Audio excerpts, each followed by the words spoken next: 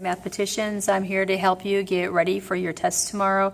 Our test is going to be on inequalities and variables. Since this is the introduction, we haven't gotten really deep into it. We're not going to be really deep into variables on this test, but we are going to be looking at equations and expressions and matching them up with word problems because that's in line with the TEKS that we learned this week and what we've been practicing.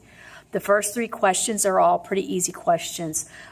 You just need to read the word problem and figure out what you're doing. This is kind of what I told you last week.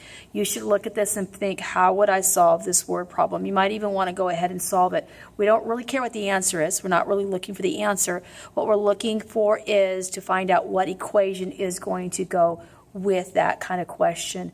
So if, I have a job and I'm making $6 an hour in my job, and then I got like a bonus of $15, and I had to come up with an equation of what I would figure out that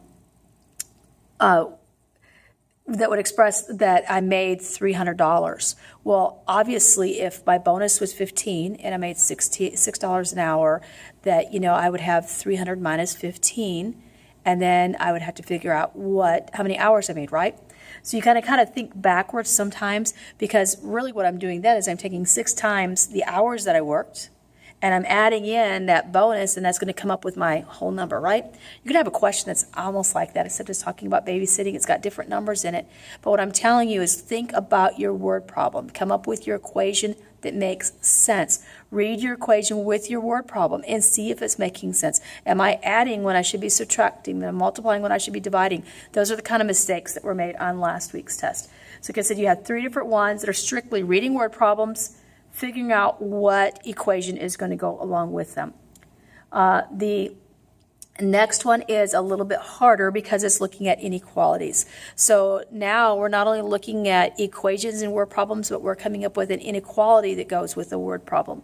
So these, because they're newer, I gave you just 3 choices instead of 4 choices on the questions to make it a little bit simpler and try to help you out to figure out what the answer is. Make sure you're reading it carefully. Make sure you're paying attention to keywords. If you're looking for greater than, you're looking for words that are more than. If you're looking for words that things are less than, you might have not only less than, but you might have the least amount or not as much as. When we're looking at greater than or equal to, you might see things that are, more, at least. I'm going to spend at least this much, but I might spend more. You might be looking at more than or equal to.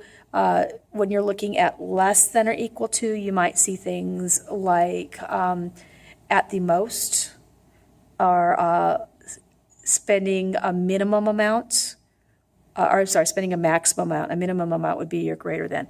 So kind of be paying attention to your words. Think about what they mean. Think about what kind of symbol goes with them. You might even write the symbols next to the words as you're doing them in the problems. You're going to have to put an inequality on a number line. And so remember that inequalities, if the circle is open, it does not include the number. So those are things like less than or greater than signs, or not equal to signs.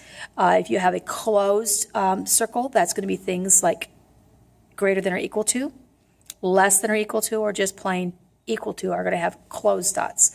Your arrow is going to be going determined by what your sentence is saying. So if it's less than something, it's going to be going to the left. If it's greater than something, it's going to be going to the right. And remember, I showed you how to set those up so that your letter's on the left side, and it'll help you tell which way your arrow goes. You're going to be getting some equations, and you had to figure out which word problem goes with the equation. We haven't practiced this one quite as much, but we have done a lot of word problems in finding the equation. So it's just kind of backwards from that. So you're going to have an equation, and you're going to have to look at that equation and say which word problem is going to go with it, or maybe which one doesn't go with it. Once again, work them out, see what you can think. You've got an inequality that is usually we've been looking at something really basic like B is less than 5, or X is greater than 4. What you might have this time is something that's a little bit more algebraic. Like if I said 2B is less than 12, well, if I want to get that B by itself, remember I have to divide by 2 to get rid of that 2, and 2 divided by 12. 12 divided by 2 is 6. So then I could say B is less than 6 instead of 2 is less than 12. Or 2B is less than 12. So I'll put that one on a board there for you in just a second so you can get a look at it. More inequalities on number lines, sometimes with word problems. That's basically what you have. You have 10 questions. I gave you 10 questions on purpose because it was a little bit harder test. I reduced your multiple choice answers on purpose because this is a little bit harder material than what you're used to doing. I want you to slow down and read. Got to slow down and read or you're not going to be successful on this test. So let me give you a few notes to take on for your test. Okay, so here's your notes that I'd like you to write down. First, slow down and read. You need to write that down. The next thing that I have here is your open circle is your less than, greater than, and not equal to sign. And then your closed circle is your less than or equal to, your greater than or equal to, and your equals to sign. So go ahead and put those there so you remember which way to do your circles. I also have a little example of 2x is greater than 12, that I would take them and divide both sides by 2, and then I get x is greater than 6. So you might want to pause it right there, write all of those things down.